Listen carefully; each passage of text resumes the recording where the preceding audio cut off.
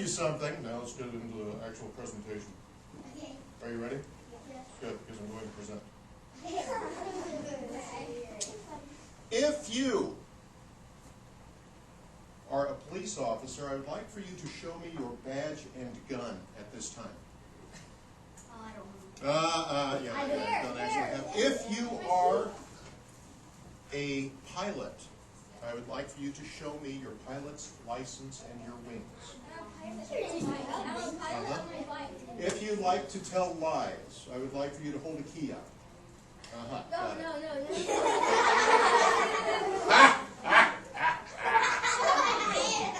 The fact is, you're going to see a lot of cool people doing a lot of cool stuff today. But this cool guy is going to show you something you can do now, that you can do today, you can do for the rest of your life. And if you do, it will make you a happier person. It will make you more successful. It will make you,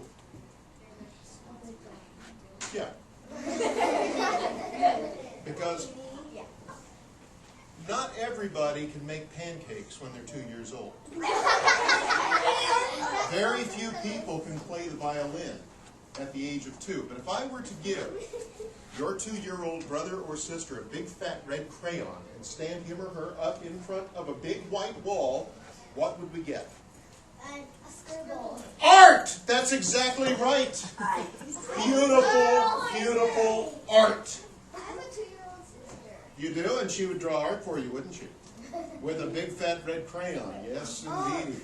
I did it on my grandmother's neighbor's porch one time. Art! It was amazing. My grandmother's neighbor wasn't as happy with it as I was, but boy, I loved that piece of art. So I'm going to teach you not how to be an artist, but I'm going to show you that you already are artists. But before I can show you that you're an artist, I have to show you how to be an art critic. Ready? An art critic. An art critic is somebody who looks at art and says whether it is good or not. I'm going to give you a quiz. It's a very easy quiz because I tell you the answer before I ask the question. All right? Let me go to the back of the room. I'm going to cheat like this guy does. The answer is, I like it.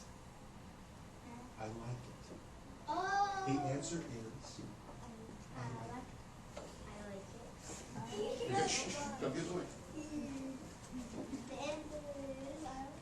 Ladies and gentlemen, what do you think of my portrait of Barack Obama, our president? Very good. Not quite the enthusiasm I needed. I like it. That's right. Now, you don't have to say, that is the best picture I've ever seen. You do not have to say, that belongs to the Louvre Museum in Paris. You do not have to say, it's just a dumb stick figure. You do not have to say, it stinks. There's only one thing you say when you see somebody's artwork, and what is it? I like it! And then you think about what you like about it. I like it because it's simple. I like it because it's fun. I like it because it honors the president. I like it because it makes fun of the president. It doesn't matter why you like it, but when you see somebody's art, you say, I like it! Now, what are you going to say when you look at your own artwork today? And what are you going to say when you look at your neighbor's artwork? That's right. When I was in 5th grade, Snoopy was the coolest guy going. He was SpongeBob SquarePants back in those days. He was that big. Snoopy from Peanuts.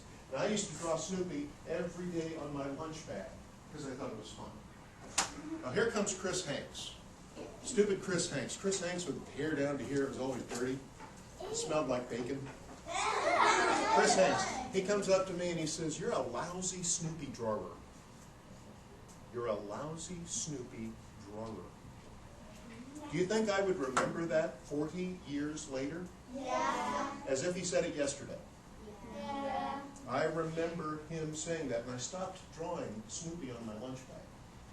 And I thought, oh, I can't draw. I'm a lousy drawer. And for years, I would sketch, I would doodle, but I never said I could draw. I never said I was an artist, even though I was doing it all the time. It wasn't until I was 30 years old that I decided once and for all I'm going to teach myself how to draw. And then I realized I could draw the whole time. So none of you are going to suffer with that. Every one of you are going to know that you can draw. And when you see your artwork today, you're going to say, I like that. You children are brilliant for your efforts today. I'm going to give you an A+. How about a D+? We'll see if that improves over the course of the day. Now think about it. Boys and girls, dogs and squirrels, chickens and billy goats. How did drawing ever start? You ever wonder about that? Why do people draw? I kind of have an idea. I think that a caveman was probably dragging a stick in the dirt out in front of his cave. Stick in the dirt, stick in the dirt. I'm just dragging a stick in the dirt. Don't really know what I'm doing. Dragging a stick in the dirt. Stick in the dirt, stick in the dirt. Stick. And then he looks at it. I said, huh, isn't that interesting? What if I were to put an eye on this? A dog! Yeah. What if I were to just start adding some details? Yeah, it looks like a pig to me. Look at the curvy tail. So I take out some of these lines that don't look like a pig. You see that? And then I add some more lines that look like pigs. And before you know it, You have a pig. I've drawn a pig. I didn't know I was going to draw a pig, but that's what happened. This is an example of something that is called, I love this word, pareidolia. Pareidolia. You're going to learn lots of big words. Pareidolia.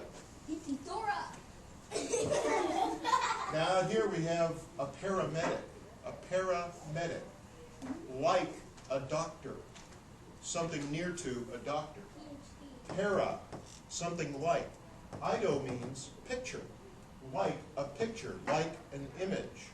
So when the Greeks talked about pareidolia, they were talking about looking up in the sky. You see a cloud. You ever seen a face in a cloud? Yeah. Or a dog or a horse? Yeah. Sometimes I see epic battles up in the clouds. An elephant sitting on a cat. Most people have seen that. Yeah. That's pareidolia. Have you ever seen a face in a cornflake? Some people have seen faces in grilled cheese sandwiches. They've sold them on eBay. This is all pareidolia. We do it all the time. It's to help us survive. Because we're always looking for food or enemies in the world. We're primitive creatures. We really are. So we either say, can I eat that? Or is that going to kill me?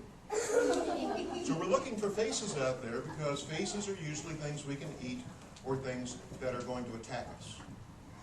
And when we see these things, it's fun. It's delightful. We like to see pictures. Right? Well, let's try this. I would like for you to take a piece of scratch paper. This is paper that they would just throw away at the office, so I take it. I've got 10,000 pieces of paper just like this from my office. Honey, you're going to run out of blood. It's going to run out of your fingers if you don't tell me what you want to say.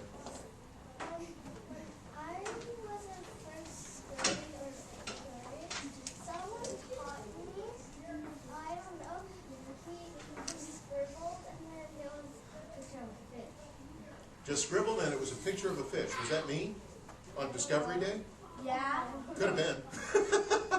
I remember someone drawing that. This time we got to pick. I don't know what my picture's going to be when I start. I just go out on that, I just walk that tightrope, baby. I don't know what I'm drawing until the picture arises. But every time I turn around, there's a picture. That's pareidolia. I would like for you to experience pareidolia. Now, I want you to use the blank side of the paper, empty side. Take a pencil. I would like for you to scribble on your paper in big, loopy scribbles. Do it kind of slowly. I don't want you to do this like that. Just big, loopy scribbles. Close your eyes. Don't look at what you're doing. Don't try and draw anything. Go all over the paper. Press a little bit harder so that we can see the dark lines. Big, loopy scribbles.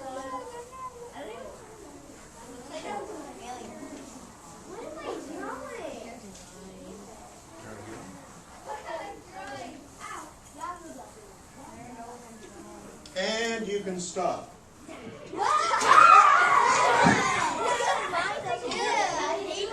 Yours looks like a duck. Can you see the duck? I see the duck. I see a mint. I don't know what I drew. I see Elsie. Everybody see me? I agree. So here's the duck body. I can see a duck sitting on a nest, actually. Here's the duck's neck and the bill. Very nice. Very nice stuff. A sheep. A sheep. Ah, yes. Do you see the big fuzzy sheep? Uh-huh. It is time for this sheep to be shorn. That is one fuzzy looking dude. I found a toucan. What is this? Okay. This is a man in a fedora hat. No, I take that back. This is a mouse in a fedora hat. I see a tail. Yeah, a mouse in a fedora hat. Kind of like a cowboy hat. Oh, look at that. Can you see the mouse in the cowboy hat?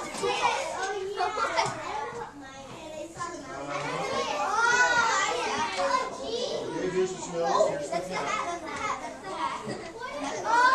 Yeah. A mouse in a fedora, very nicely done. So you see, boys and girls, you can figure out what's on your picture and write down what it is below. One of the lessons you can take away from this, when your siblings, when your younger brother or sister come up to you and they show you your picture, what do you think about that? Like that. You don't want to sit there and say, "Oh, that's great. Is it a cowboy? Is it custard pudding? Is it sauerkraut on a plate? I can't tell." Always say, "Tell me about your picture. You tell me the story of your picture." And they'll tell you what they see. And just like I told you that there was a mouse in a fedora hat, once I told you that and showed you, once I showed you the duck on that picture, you could see it too. So when your brothers and sisters show you their pictures, let them tell you what you should see. All right? If I let everybody talk during this presentation, I will not get to show you all the things I want to show you. So that's why I'm not calling on you when you raise your hand. Is that a deal? Yes! Yes! Okay. Magnificent. So we know why people started drawing, because we love this pareidolia, and you could be looking at a cloud, you might be dragging a stick, you're just going to start drawing. It's what people do. Now, it's fun to draw, but drawing actually can have a purpose, can't it? If you were a caveman and you wanted to know where all the best hunting was, what could you do to remind yourself where a great hunting location might be? Yes, dear. You might draw a picture. Now, would you draw a picture in the dirt? Okay, so, oh, yeah, what if it rains? Exactly right. What if the wind blows? You draw a picture in the dirt, beep, beep, zip, bang, it's gone. Ah, you would draw the picture in a cave. You're a kid. I'm going to draw it in my cave. Now, you draw it in the cave. There's no wind. There's no rain. There's no sun to wash it out. How long do you think those pictures might last if you drew them in a cave? We don't know how long they're going to last because they've lasted 10,000 years so far. You know about the cave pictures in Lascaux, don't you? Yeah. Lascaux. It's a cave in France. Now you can go to the Louvre and you can see the Mona Lisa painted, hanging on the wall. But you can go down into some caves and you can see pictures that are 10,000 years old. They're not stick figures out there, but really lovely pictures of antelope and bison, the kinds of animals that they used to hunt. Now, if there were 1,000 antelope in this clearing, would you want to paint every one of them to remind you there were 1,000? No. No, that takes a lot of work. So people didn't try to recreate exactly the scene they saw anymore. They started to use pictures to represent ideas. That's where we get into icons. So they might have drawn something like this. Well, what do you think that would mean? Yes? The sun. Deedle-doo-doo, here comes the sun, deedle-da-da. In the ancient Egyptian language, they would say, ora, ora, ora, ora. That's the sun. In ancient Chinese, they used to write sun like that.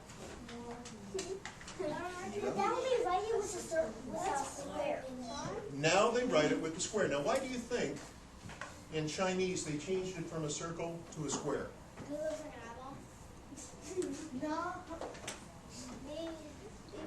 a lot of people use the circle. Have you ever tried to paint a circle Yeah. with a brush? Yeah, it's really hard. It's hard to get a nice, neat circle every time when you paint with a brush. And so if you're writing really quickly, it's a lot easier to do this. Right? Yeah, that's a real sun symbol. And this is the symbol for sun in modern Chinese that you use. And if you put a line under it like that, in Cantonese that's dawn, D-A-A-N. And it means the same thing in English, strangely enough. Morning, dawn, the sun coming up over the horizon. See that? So we start with pictures that represent things for real, and then we move on to pictures that just represent ideas. We call those icons. Icons. I'm going to show you that you use icons all the time. Would you take one of the handouts? That's the other piece of paper, the one that's got the cowboys on it. Everybody take a copy of my handout, please. One side has got two big empty boxes. Very nice, very nicely done. I would like for you to help me out by drawing a house in the upper box, the top box. Mr. Dawson's going to ask you to draw a house here. I will give you 1 minute to draw the house. I will know it's a minute because I'm going to sing the Jeopardy song, Go. Do do do do do do do do do do doot do do do do do do do do bump be dum bump bump bump bump dooby wabba doodle day doody da da be doodle doo doo da dum bada boo ba bay rum ti dum dum bump bump bump bump bump. All right, stop. Pencils up. I'm just going to guess that many of you drew a house that looks something like this. No, I remember that. I didn't do the smoke at the.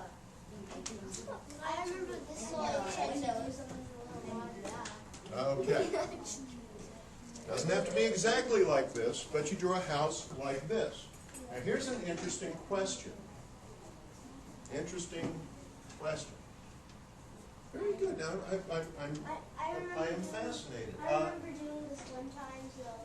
You remember this from the past. Very smart. So you did not draw the big pointy roof. How many of you put a pointy roof on your house?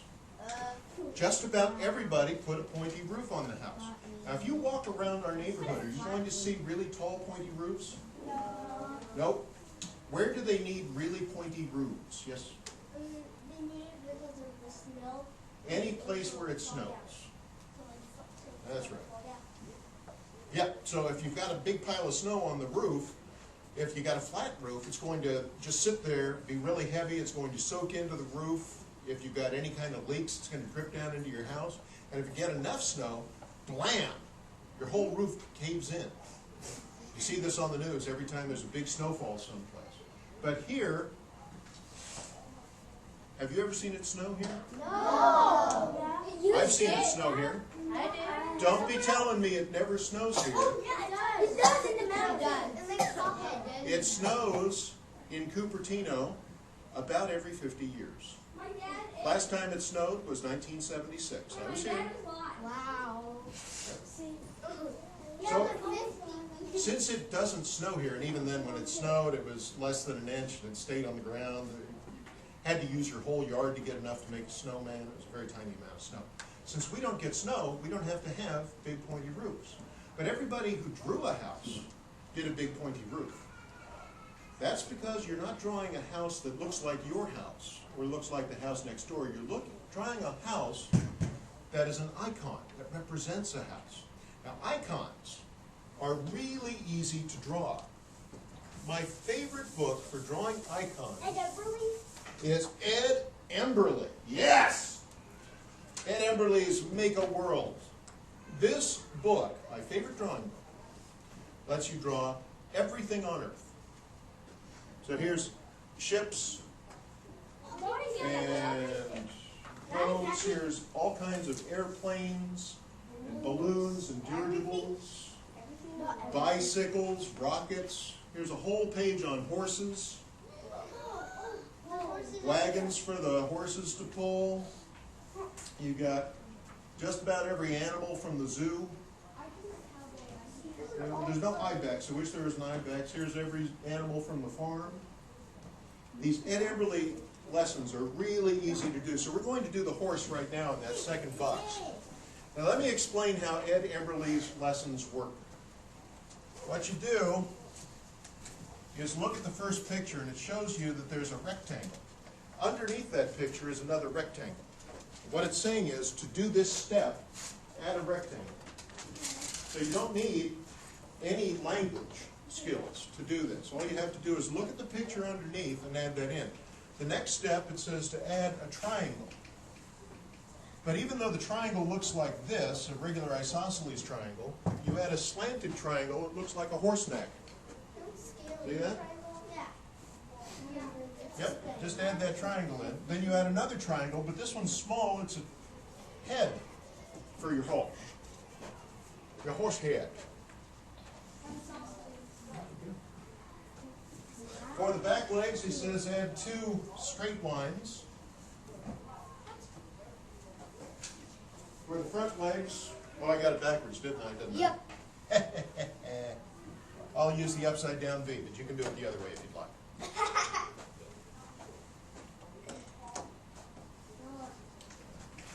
3 curvy lines for his tail. Curvy lines for the mane. 2 little lines for his ears, and then dot his eye. Always dot your eyes, kids.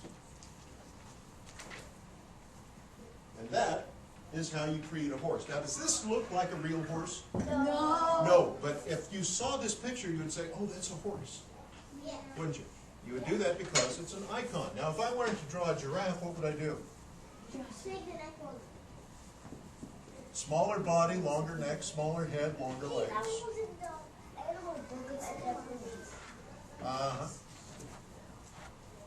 Short tail. They got them little horns, they got the long tongue, and then you can give them some spots. Bing, bang, boom, you've got yourself a delightful. Can you draw that? I'm sorry? Can we draw it? Sure, you can draw anything you'd like. Go ahead and draw it on top. Cowboy. You can draw the cowboy. I gave you another lesson there. Now, this is all great. Drawing icons is fun. I will use these types of pictures when I'm drawing something for business. I'm doing a presentation. I want to put something on my PowerPoint slides. I'll use these kinds of pictures because they're quick and easy to understand and they're quick and easy to draw. But sometimes I want to draw things that look more realistic, things that are 3-dimensional, seem to be popping off the page. And for that, I use the book that I actually used to learn how to draw all those years ago, Mark Kistler's Draw Squad. This teaches you how to draw items that look as if they're coming at you off of the page using 10 keywords of drawing. I've given you the 10. I'm sorry? Vanishing point is one of them. We call it horizon in this case. Let me demonstrate for you some things that will make your pictures look as if they're popping off the page for you. The first thing is called foreshortening. Foreshortening, I'll spell that one out too. Foreshortening. Hey, these are back. There we go. Foreshortening. If I hold up this shape, boys and turtles, what shape would you call that? Circle. That's a circle. But what if I tilt it? it becomes an oval, doesn't it? So if I'm looking at it straight on, I'll say, oh, that's a circle. That's fine. But if I'm looking at it from the edge, if I want it to look realistic, I won't draw it as a circle. I'll draw it as an oval. What shape is this? Square. What if I'm looking at it from an angle? Rectangle. That's right. It becomes a diamond. I was going to say. Isn't it a rhombus? I heard you say it. Heard you say diamond. Yeah. So that's what foreshortening is. It's when you draw something with the sides stretched out, the middle squashed down, so that it looks as if you're seeing it from a different angle. Let's say I was drawing a can of beans. I might start it out this way, with a foreshortened circle. Now I know that it's round, but I'm looking at it from the side. I'm going to pull down the left and the right side. When I draw the bottom of the can, I'm not going to draw it straight across, because that wouldn't look right. See what happens when I draw it straight across? Looks like it's sitting in water or something. No, no, no. If I want it to look three-dimensional, I'm going to follow the contour of the can and bend it out a little like that. If I draw a label, I won't make it straight across. I'll follow the contour of the can so it looks round. See that? So that's the second word, it's contour. Let's say the sun is up here shining down. That means there's going to be a certain amount of shading on this side. And it will cast a shadow on the ground. So that's 4 words so far. We have foreshortening, contour, shade, and shadow. Now I'm going to add another can. I'm going to foreshorten it. I'm going to follow its contour. But I'm going to place it higher on the page. When I place it higher on the page, it looks like it's farther away. Things that are lower on the page look like they're closer to it. I'm also going to draw it smaller by changing its size. Things that are supposed to be the same size, if I draw one smaller, it seems to be farther away. And I'm going to overlap one item on another. When you overlap one thing on another, the one that appears to be on top seems like it's closer than the one that seems to be on the bottom. There they are. I'm going to add one more can way back here. Really tiny. But I'm not going to put a lot of detail on that one. I'm going to change its density. By drawing it less dense, it seems to be farther away. If you look up on these hills here, can you see the leaves on the trees, the individual leaves? No, you just see tree blobs, right? So if I were trying to draw those hills, and I tried to draw each individual leaf, for one thing it would take forever to get it done, and it wouldn't look realistic when I was finished. Because all I really need to do to make a realistic picture is make tree blobs. So when something is far away, you don't put a lot of detail into it. You purposely use less detail to make it look more realistic. I can add a horizon line out here. And then the other words that he uses don't appear directly on the page. They are attitude and daily. Attitude is, you can draw. You have to have a positive mental attitude about your drawing. Okay. There's only 2 kinds of people in the world: people who know they can draw and people who don't know they can draw yet. That absolutely everybody can draw. It's in our blood, it's in our bones. Everyone is an artist. The only thing you have to do is practice every day. Practice for a little while every day. When you're watching American Idol tonight, laying on your belly, waiting for the girls to cry, just lay there and draw your pictures while you're doing other things. Doodle, doodle, doodle. Okay? Not when you're supposed to be doing that. Doodle all day. Yes, my friend? Actually, we're not allowed to watch American Idol today, so my sister's recording it. I see. I usually don't watch anyway. This is a terribly important story, and I want you to tell me as soon as we're finished, because we're running out of time. Is that a deal? Thank you. For that, you get an A++. Now, I would like for you to try drawing things in a 3-dimensional fashion with foreshortening. You can use another piece of scratch paper, or you can add it to the example we have. Let's try drawing a witch's hat. I know how to do that. I did a flat hat. I did a flat hat. So we start again with an upside down V, just like the legs. of our animal, but I want it to be cone-shaped. So instead of giving it a straight line and making it a triangle, I'm going to join it with a smile. Lots of smiles in my drawings. And when I draw the brim, even though I know it's a circle, I'm going to foreshorten it, like so.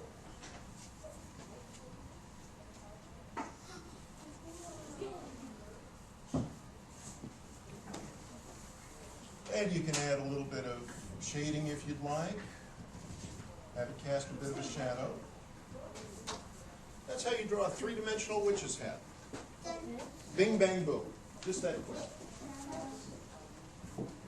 What if I wanted to draw a cake? Oh yeah. I might start with a foreshortened circle because, again, we're looking at it from the side. Pull down the edges of the cake. You can make it a 12-layer cake, a 15-layer cake, as many layers as you'd like. I'm just going to go for 2. Join the bottom with a smile. Somewhere in the middle here, you're going to have that delicious creamy layer of something that they like to put in the middle. As you draw these lines in the middle, you want them to follow the contour so it looks nice and round. Add some shading and shadow. And then you can decorate the cake any way you'd like. You can add all kinds of extras. Extras are what make the picture uniquely yours. So I might frost it, have some gunk falling out of the middle. I know you can't see it's because I make a better door than a window. That's why I keep walking away from my picture. I'm not ashamed of it. When I walk away, you get to see. We can add a nice candle on top. Again, I'm going to foreshorten the top of the candle. Like a so, like a so. Make it a wicked candle.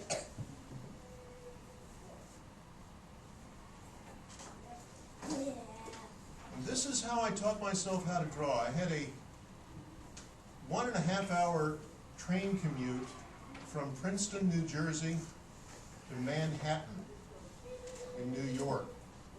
So I was on the train for 3 hours a day. A lot of people use that time to sleep. I read a lot of books. But I also taught myself shorthand, and I taught myself how to draw. And I used that time as wisely as I could. How much time do we have? I thought we were finished. Yeah, and I thought they were going to do bells. It's supposed to end at 9:45, and our Okay. next one's at 9:50. That's great. So let me ask this question very quickly, boys and girls. How many of you are artists? Every hand goes up. That's what I want to say. Oh, yes, you are, my friend. Raise that hand for me. Just make me feel good. There we go. And all you need to do to prove to yourself that you're an artist is draw every single day.